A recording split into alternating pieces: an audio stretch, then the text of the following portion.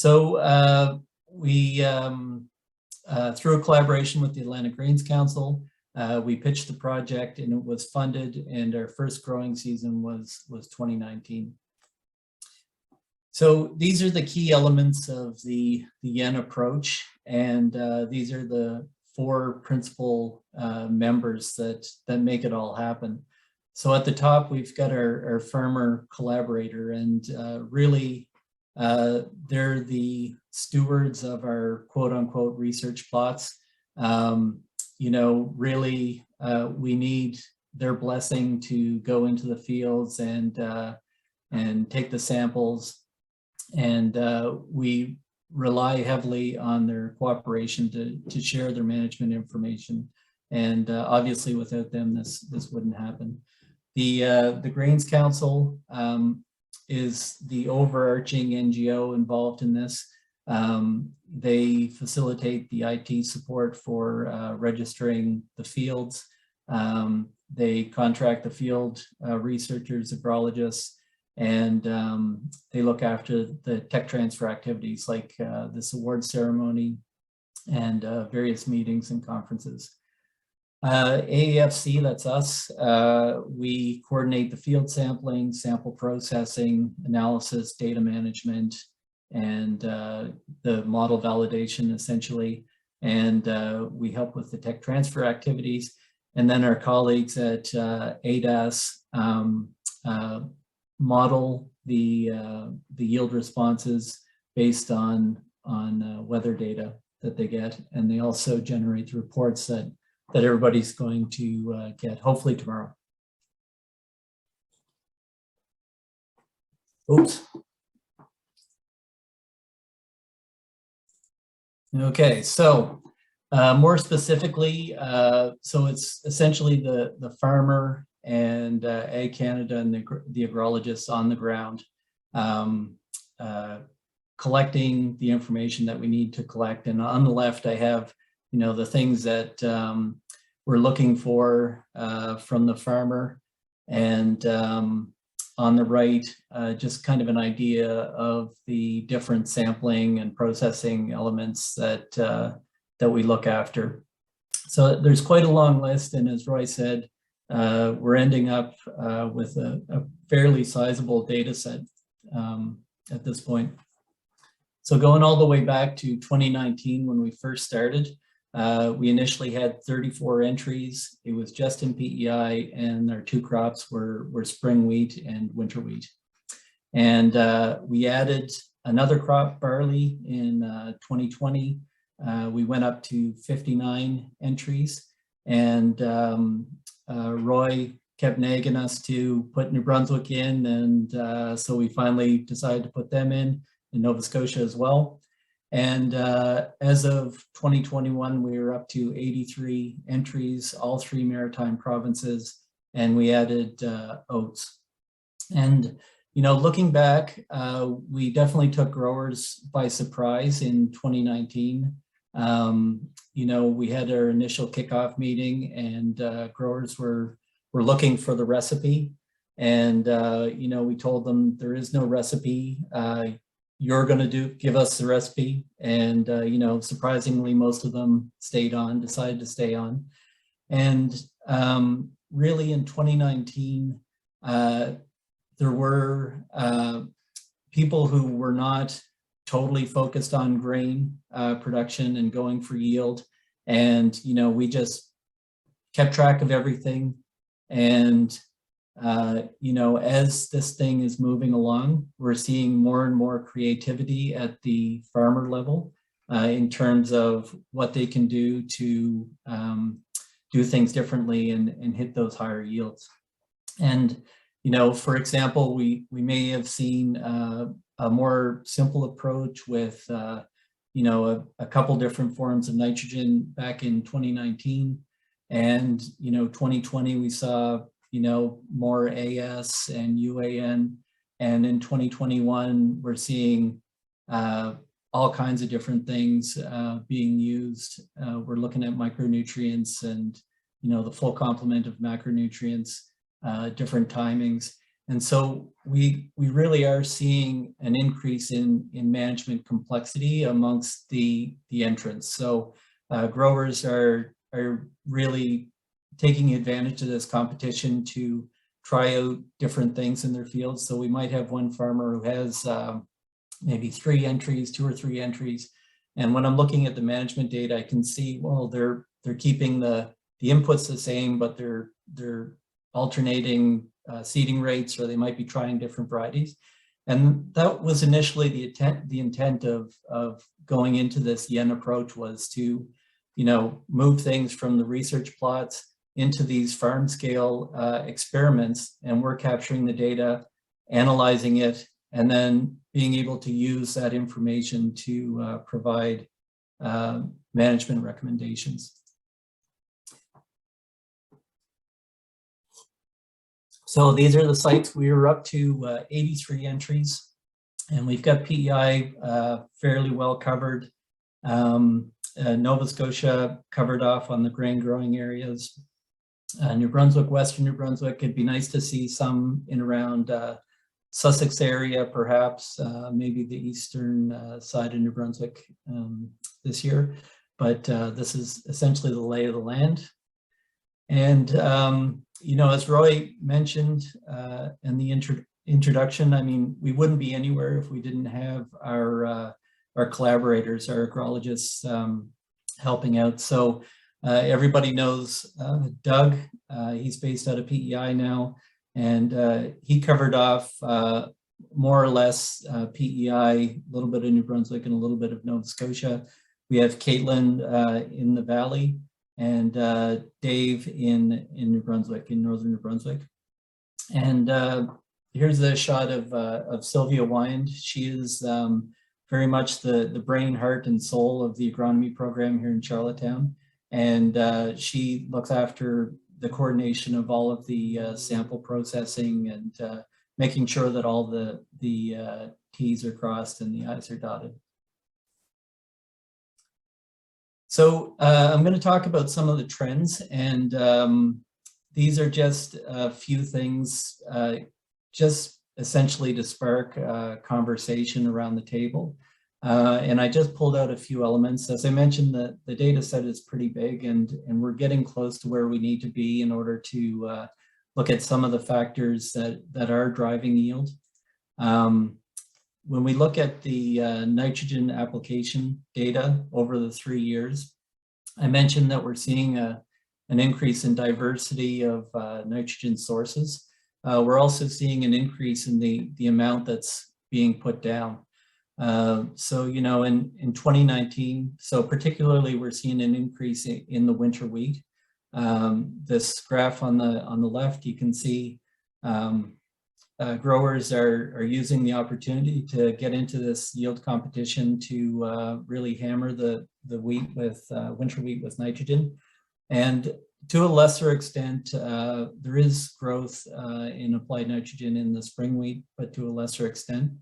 The interesting thing is, and these are just mean values, is we are seeing a nitrogen response in the winter wheat, but there's a little bit of variability there in the spring wheat.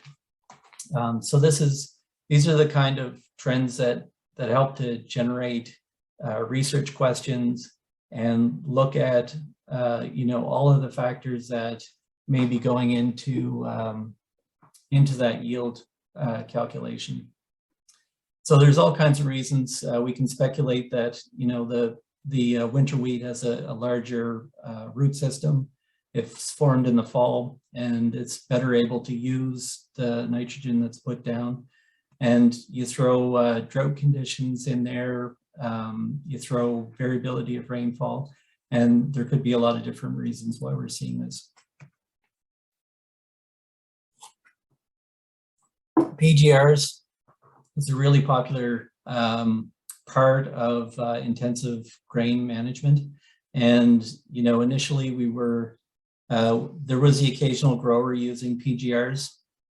We're definitely seeing an increase in their use, and we need to know whether the use of these plant growth regulators is worth the expense.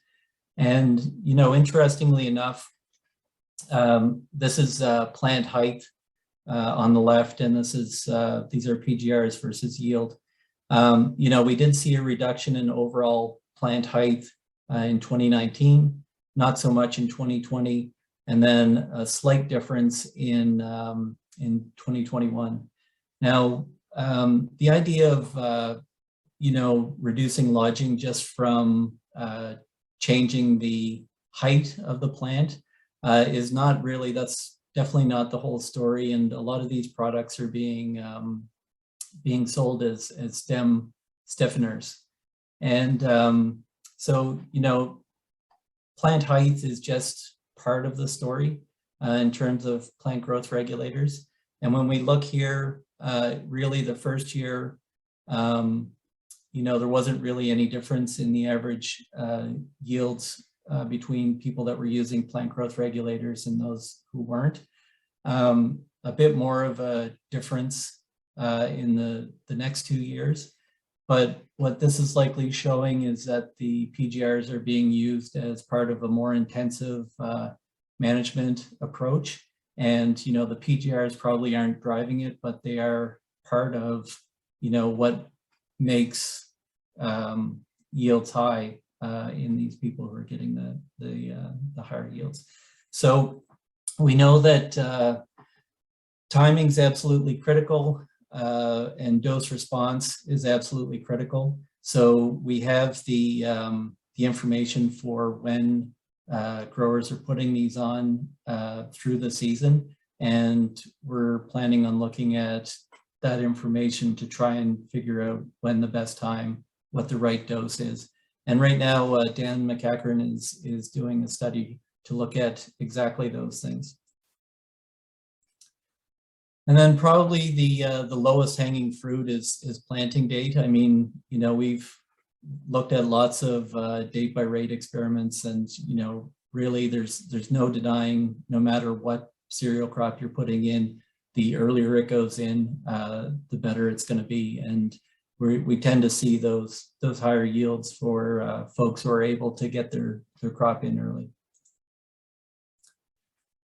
Okay, so this is what we're outlining with the yen is really a survey data approach. And, you know, whether it's the yen or the on-farm research, it definitely marks a new way of conducting agricultural research. You know, a lot of you in the potato world have probably heard of the Living Labs. And I have to say that the Atlantic Grains Council has the Living Labs beat by about 3 years.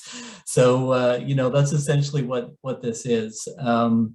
And really the benefits are, you know, we're accumulating sites in years. So what I like to talk about in terms of Buddy Down the Road. So when Buddy Down the Road does one thing and it works, that's only one example. And really what you need from a like a statistics standpoint to be able to say with confidence that it is going to work, you need about 30 examples of Buddy Down the Road. So our statistician, Sherry Fillmore, nothing gets her more excited than the accumulation of sites in years. Well, at work anyway, that's all I can speak of. But this is what the drive is to accumulate sites in years.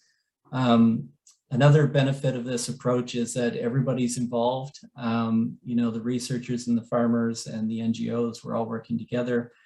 I mentioned the robustness of the data. You know, we're going to be able to make management recommendations based on real world data.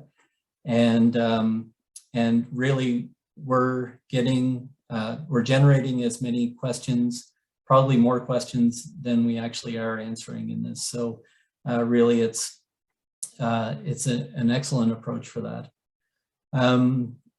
The challenges, I have to say the hassle factor is definitely higher. I mean, as a scientist, it's easy. I wouldn't say it's easy, but it's you know, definitely easier to spend the time to write a research proposal, get funding, fire the plots in, and analyze your data. With this, we're coordinating every field is one rep essentially. So we need to increase the fields, increase the years, and there's a hefty amount of administration that goes along with managing that whole thing. There's a lot of moving parts. Communication is key. We're trying to reduce the number of people that are bothering the farmer. Really, if we have just a one-on-one type relationship, that's probably the most efficient.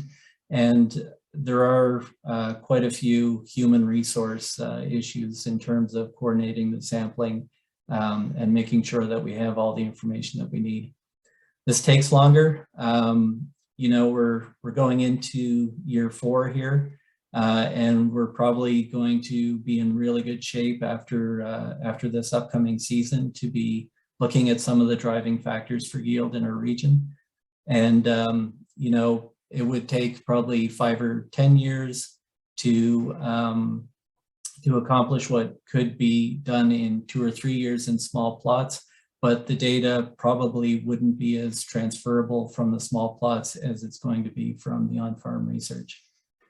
And it requires a higher level of trust. I mean, we're seeing the outputs and we can measure the yield, but we really need to know, exactly what it went into getting that yield. So, honesty is a big part of this, and getting the accurate information is absolutely critical. Okay, so moving forward, it's quite obvious that there are some major pressures on the farming system right now. Input costs are going through the roof, and this is something that we have to take into account. Yield at all costs. Hammering it with nitrogen is definitely going to affect the bottom line. We're moving into a time when greenhouse gas mitigation is going to be part of the farming equation. And, we need to better understand how policy is going to affect the production system, and, what changes can be made to minimize the cost to farmers and still achieve those the greenhouse gas mitigation goals. And then with the potato wart, these non-tariff trade barriers that seem to be popping up are probably going to become more of an issue in the future. So really what I'm saying is overall is we're happy with the yen approach. And I think what we want to be doing is looking at more of an on-farm type survey data experimentation system going forward. So, if the missing link is, or not the missing link, but the critical link is the farmer participation. And, really, I think building this community essentially and filling this feedback loop is going to be important to figuring out the best way to get the higher yields on the East Coast. So I can always be reached by email or on the phone for anything at all, like research ideas, either Alan or myself. Alan, the gentleman farmer, mayor of Emyvale, is always available for research ideas. And they go through Alan, and they make their way to the folks at AAFC eventually. So that's basically all I have to say for an intro.